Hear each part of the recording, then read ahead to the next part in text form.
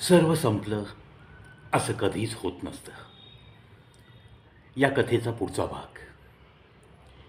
बंगल्यापासून car तर निघाली, परंतु एक प्लॅन जो ठरला होता, डॉक्टर गुरुदेव सिंगना बंगल्यात बोलवायचा, त्याविषयी अनूपने आपल्या आप्पांकडे क्लॅरिफाय केलं.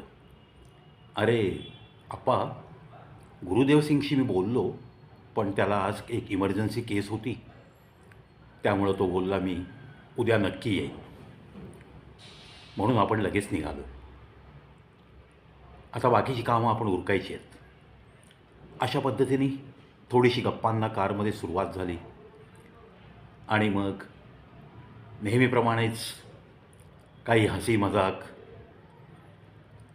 अनूपचा मग कारमध्ये आग्रह आणि मग आप्पांचं एखाद्या गाण्याच्या 4 ओळी, असा सगळा तो प्रकार सुरू झाला. आणि मग अनूपने आदित्यला ज्याप्रमाणे सांगितलं होतं त्याप्रमाणे गाडी पहिल्यांदा बँकेच्या दारात उभी राहिली. आपल्या आप्पांच्या नावाने एक अकाउंट उघडणं खूप महत्त्वाचं असंच अनूपला वाटत होतं, कारण expansion of hotel Tirupati near that playground. आता तिथं काय काय करायचं ही सगळी त्यांनी आप्पांना मोकळीक दिली होती. गाळा तसा पाहिला तर मोठा आहे. आपण फक्त एकाच पदार्थावर अवलंबून राहायचं नाही.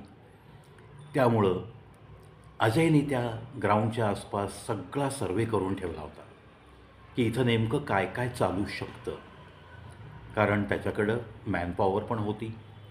त्यातून निखिलच्या कुटुंबियांना काही ना काही हातभार लावायचा आहे.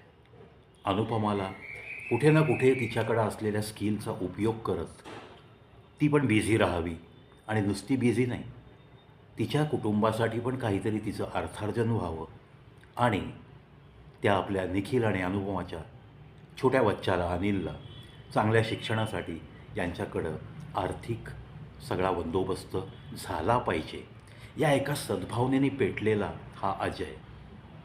आणि अर्थातच त्याचा मूळचा एक स्वभाव की जर आयुष्यात कोणी आपल्याला कधी बोट दिला असेल तर आपण मात्र त्याला आपला हात द्यायचा आणि त्याची साथ संगत शेवटच्या श्वासापर्यंत मोठ्या विश्वासाने करत राहायचं. हा त्याचा एक स्वभाव. अर्थात हा आपल्या अजयच्या घरातला सगळ्यांचाच स्वभाव. म्हणजे वडिलांकडनं त्यांना हेच बाळकडू मिळालं. इवन वडिलांचे वडील परिस्थिती नसतानासुद्धा अजयचे आजोबासुद्धा असंच धडपडत आयुष्य जगलेली व्यक्ती. म्हणजे स्वतःचा खिसा फाटका असतानासुद्धा लोकांना काहीतरी मदत करण्यासाठी तत्परता दाखवणारं हे कुटुंब, आणि त्यातलाच एक सदस्य अजय. मग तो वेगळा वागला तर कसं काय? त्यामुळं त्याला, अजयला मनातल्या मनात हा आनंद होत होता की चला आपण निखिलच्या कुटुंबियांना कुठे ना कुठे काहीतरी हातभार लावतोय. पुढे बघूयात अजून आपण कोणाकोणासाठी काय काय करू शकतो. आता मुख्य आपल्याला साथ दिलेल्या राजाबाजाची तर व्यवस्था झाली. या एका आनंदात अजयला आभाळ अतिशय 2 बोटं ठेंगणं राहिलं इतका त्याला पराकोटीचा आनंद झाला होता.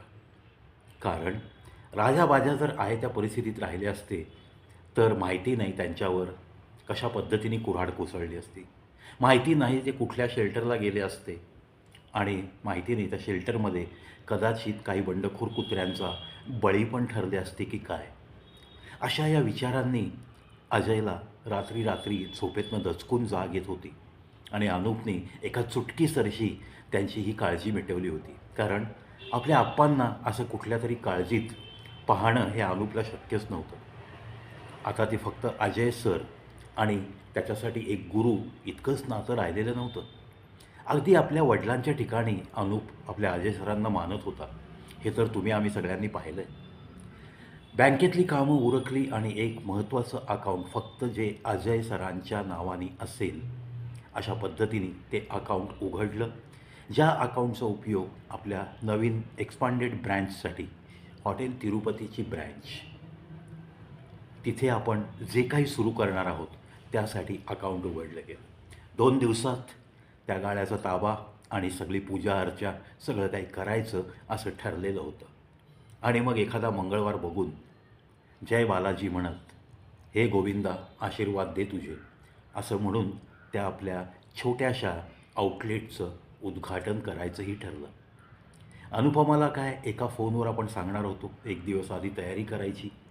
हॉटेलमधले कूक लोक तिला मदत करणार होते आणि सगळं काही तयार करण्यासाठी हॉटेलचा स्टाफ तत्पर होता.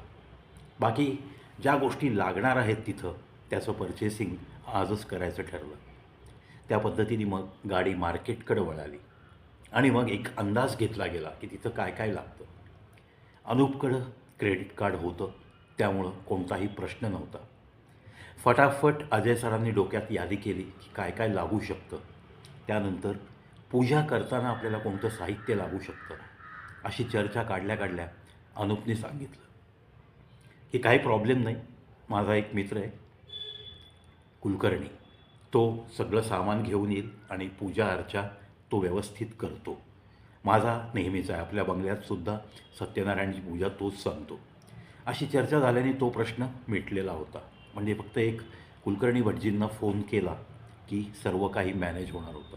चला 2 दिवसात आपल्या त्या संकल्पनेमध्ये काहीतरी त्याचा अंमल होतो आहे आणि एक नवीन आउटलेट हॉटेल तिरुपतीची ब्रँच, पण ती सकाळी लोक जी फिरायला येतात त्या लोकांच्या सोयीसुविधेसाठी, त्या लोकांना नक्की काय काय हवं आहे याचा सगळा सर्वे केल्यानंतर आपण तिथं काय काय ठेवणार आहोत ही जी यादी आणि ते पदार्थ पूजा झाल्या झाल्या तिथे अवेलेबल होणार होते. पूजेचं टायमिंगसुद्धा सकाळी 6:30चं ठरवलेलं होतं. म्हणजेच 6:30 ते 7:15 ही पूजा आणि मग एक राऊंड मारून मैदानातनं चालत फिरून बाहेर येणारी मंडळी 8 वाजता ती मंडळी प्रसादाला सगळ्यांना आमंत्रित करायचं, ग्राउंडमध्ये जाऊन ती पॉम्पलेट वाटायची. असा सगळा प्लॅन अजय सरांच्या डोक्यात तयार होता.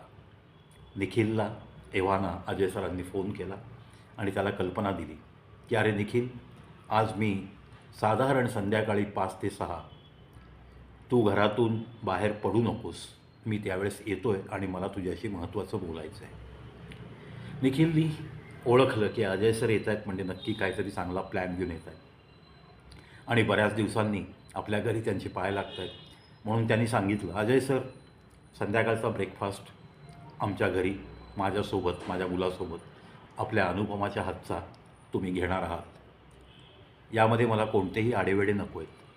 त्यामुळं दिवसभरची कामं सगळी उरकली आणि साधारण 3-3:30 वाजले अनूपला आणि अजय सरांना हॉटेलला पोचायला. तोपर्यंत सकाळचं एक मस्त मोठ्या ग्रुपचं लंच उरकून गेलं होतं. नंदकुमारजी दोघांना पाहताच खूप खुश झाले आणि नंदकुमारजींनी सहज अजय सरांना विचारलं, सर काय तिकडची तयारी, सगळं झालं, काही ठरलं? तोपर्यंत अनूपनी एक लुक टाकला नंदकुमारजींकडं आणि सांगितलं, कॉफी घेऊन वर या, मग बोलू.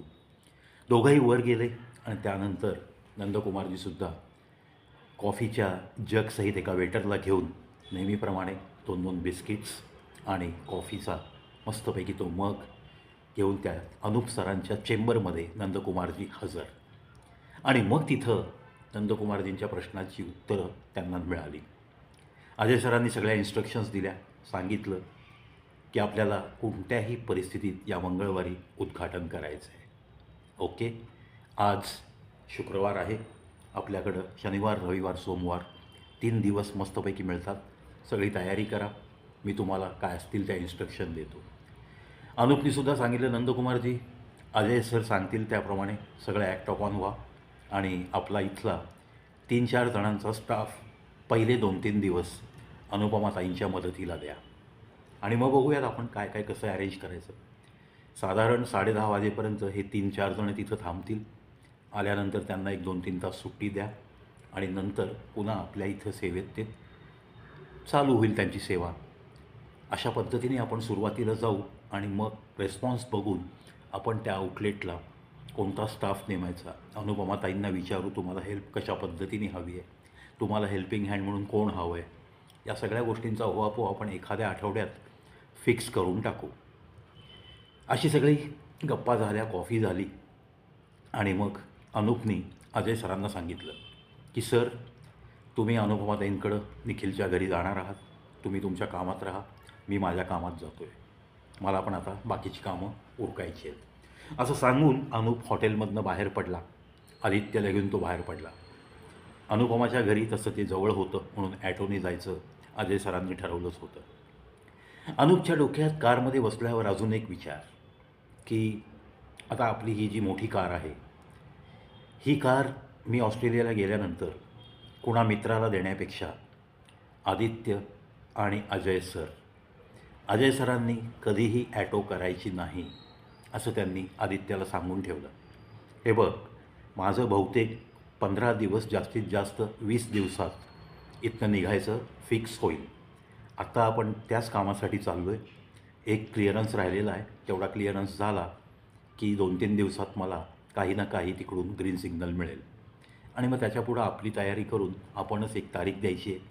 त्या तारखेला आपल्याला निघायचं आहे फ्रॉम दिल्ली टू ऑस्ट्रेलिया असं आदित्यला सांगितलं. फक्त एक वचन दे आदित्य, इतक्यात तू अजय सरांना काहीही बोलणार नाही, कारण आपल्याला तिकडचं आउटलेट पण सेट करायचं आहे. अजय सरांनासुद्धा सगळ्या डॉक्युमेंटरी सगळ्या गोष्टी मार्गी लावायच्यात. त्यातली पण अजून 1-2 कामं उरलेली आहेत माझी, त्यामुळे इतक्यात काही बोलू नको, तुझ्या माझ्यात ठेव असं सांगून अनूप त्याच्या पुढच्या कामाकडे कुठे जायचं याची इन्स्ट्रक्शन आजूबाळाला दिली आणि कार त्या दिशेने धावू लागली. इकडे 5 वाजले, 5 वाजत आले आणि अजय सरांना वेध लागले की निखिलच्या घरी गेलं पाहिजे. पंक्च्युअॅलिटीमध्ये अजय सर सुरुवातीपासूनच माहेर, कारण लोकांना उपदेश करायचे स्टेजवरनं. ॲज ए मोटिवेटर एक जीवन जगायचं म्हणजे जे काही सांगणार आहात ते पहिल्यांदा स्वतःला आत्मसात करावं लागतं. त्याशिवाय त्या सांगण्याला, तुमच्या एखाद्या उच्चारण्याला काही वजन प्राप्त होत नाही. या गोष्टीवर अजय सरांचा जास्त विश्वास, आणि म्हणूनच 5ला 10 कमी असताना त्यांनी ॲटोला हात केला आणि बरोबर 5 वाजता निखिलच्या घरात अजय सर हजर. निखिलनीसुद्धा हसत स्वागत केलं. सर या, आपण आलात म्हणजे डेफिनेटली 5. घड्याळ माझं मागं पुढे असेल तर मी आता त्याच्यात बरोबर घड्याळ लावून घेईन. नाव इट्स 5 PM असं म्हणून हसत निखिलने आपल्या अजय सरांना मस्तपैकी हस्तांदोलन केलं. खूप आदबीने देहबोलीतून मनामध्ये असलेला आदर प्रत्येक हालचालीतून व्यक्त होत होता. खूप आदबीने निखिलने त्यांना बसायची खूण केली. सोफ्यावर अजय सर स्थानापन्न झाले. अनुभवाताईंनी मस्तपैकी थंडगार पाण्याचा ग्लास आणला. हसत स्वागत. अनिल पण आला, जवळ येऊन बसला. अजय काका म्हणून त्याने बोलायला सुरुवात केली. एक गंमत सांगू का म्हणून त्याने एक छोटीशी गंमत सांगितली. अतिशय खेळीमेळीच्या वातावरणात अजय पण तिथे रमलेला होता आणि मग अजयने मुख्य विषयाला हात घातला. अनुपमाला सांगितलं त्याने की त्या आपल्याला आउटलेटमध्ये सर्व काही जबाबदारी अनुपमा तुमच्यावर टाकणार आहे मी, आणि वहिनी मला खात्री आहे की तुम्ही ते हँडल करू शकाल.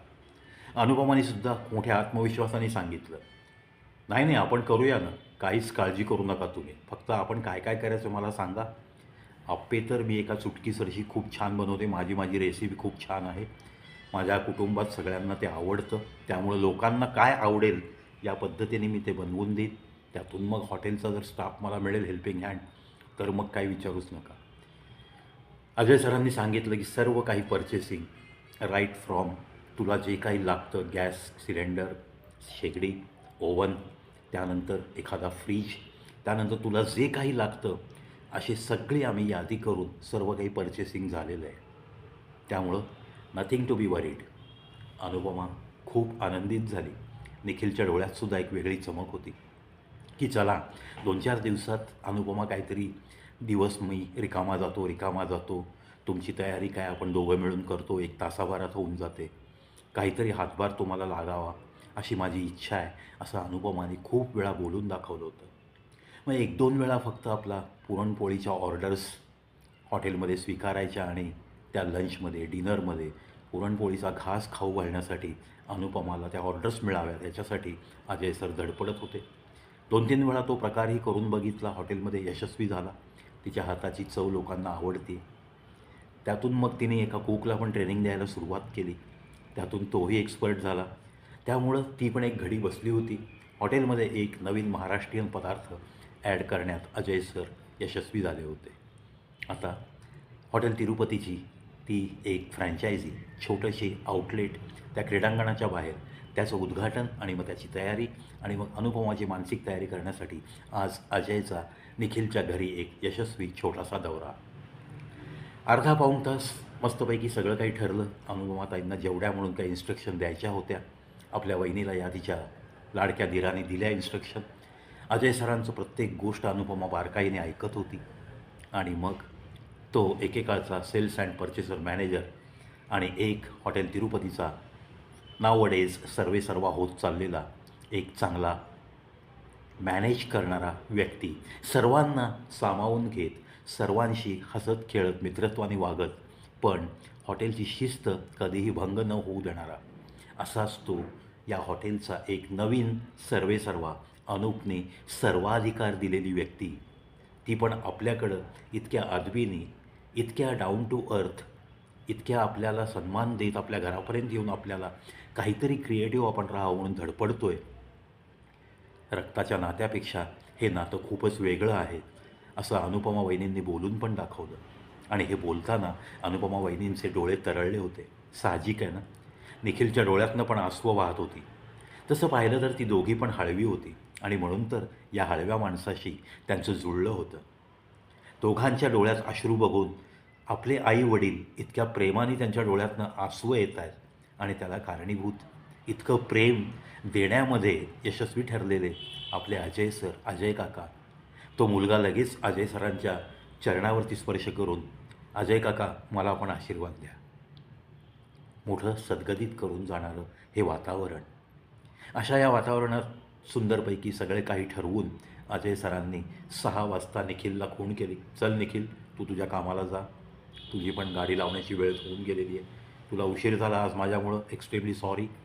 निखिल म्हणाला, काही नाही सर, तुम्ही आलात आनंद वाटला, चला निघूया, माझी सगळी तयारी आहे, मी जातो माझ्या रस्त्याने, तुम्ही पण, तुम्हाला ॲटो करून देतो मी. अरे नाही नाही, डोंट वरी, माझा मी ॲटोने जाईन, थोडंफार मला चाललं पाहिजे आणि नंतर माझा मी जाईन हॉटेलवर. त्याचा निरोप घेऊन अजय सर थोडं अंतर चालत गेले. निखिल त्याच्या दिशेने निघून गेला. अनुपमा दारात उभा राहून त्या अजय सरांच्या पाठमोऱ्या आकृतीकडे पाहत राहिली. न जाणो तिच्या मनात काय आलं कोणास ठाऊक. स्वामी महाराजांनी पाठवलेली ही व्यक्ती, कदाचित आपली भेट होणं हा स्वामींचाच आशीर्वाद असावा, असंही तिचं भक्तिमय मन बोलून गेलं.